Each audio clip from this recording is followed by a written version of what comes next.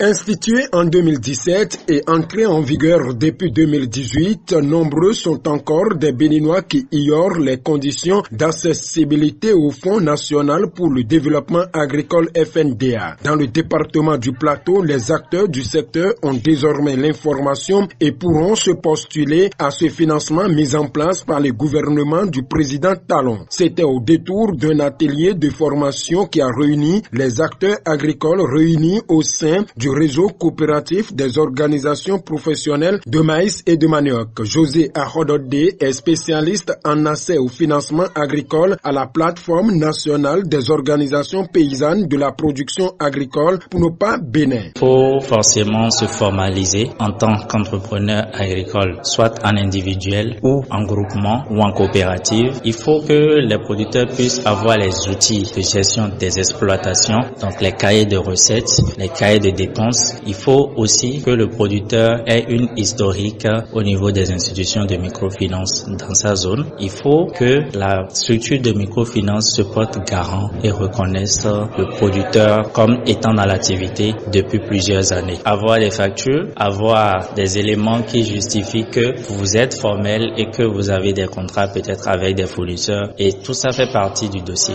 Un autre élément important, c'est que vous devez rédiger un plan d'affaires et soumettre suivant le dispositif. On soumet le dossier à l'ATDA de la zone qui appose une fiche qui dit que le projet est en lien avec les orientations du pôle de développement agricole, et c'est après cette étape que le projet est soumis maintenant à l'institution de microfinance que vous avez identifiée et qui est accréditée par le FNDA. Le quitus fiscal, c'est beaucoup plus pour ceux qui demandent un montant supérieur à 50 millions. D'une bagatelle somme de 100 milliards de francs CFA, ce financement institué pour booster la production agricole au Bénin procure des avantages aux acteurs du monde vert, rappelle-t-il. Il y a des allègements au niveau du Fonds national de développement agricole. C'est que par le passé, les producteurs étaient appelés à fournir des garanties en matériel, mais aussi en ressources financières. Ici, la facilité que nous avons au niveau du FNDA, c'est que la garantie demandée par l'institution de microfinance, l'État ou le dispositif étatique mis en place permet de prendre en charge la moitié. Donc 50% de la garantie. Vous avez un taux d'intérêt bonifié aussi de 2% l'an et vous avez une durée du crédit qui est sur 3 ans. Bien qu'ils apprécient l'acte, les potentiels bénéficiaires restent désabusés quant aux conditions d'éligibilité et formulent des doléances. C'est un fonds qui est venu à point nommé pour soulager la souffrance des producteurs que nous sommes. Maintenant, c'est au niveau de sa mise en œuvre que je peux faire des suggestions parce que jusque-là, les critères des papiers, partie déjà même de l'élaboration des plans d'affaires pour avoir accès à ce fonds est un peu difficile aux pauvres producteurs que nous sommes. Les difficultés qu'on rencontre au niveau de microfinance par rapport aux intérêts, le coût élevé, je sais que ce qu'on nous a amené maintenant comme le fonds FMDA, ça peut nous faciliter à la tâche, ça peut nous donner d'évolution dans nos activités. Les conditions que l'État impose là, c'est trop pour nous, mais comme ils ont dit qu'il y a les ATDA qui sont là, on peut s'approcher d'eux, ils vont nous aider.